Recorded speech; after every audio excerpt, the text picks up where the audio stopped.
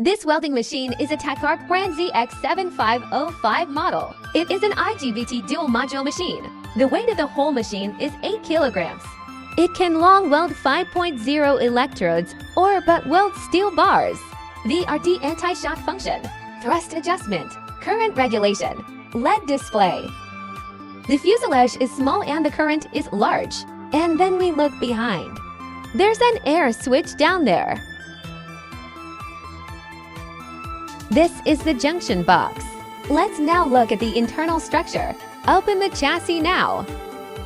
It's very compact. It's solid. The material is very good. The two white ones are IGBT industrial grade modules. This is an all-copper microcrystalline transformer. It's pretty solid. This is the capacitor plate. These are 3 polyester filter capacitors. Look at this. There are 8 fast recovery diodes. The connecting rod including our machine is an all-copper one. The overall workmanship is very solid. TECHARC brand ZX7 IP.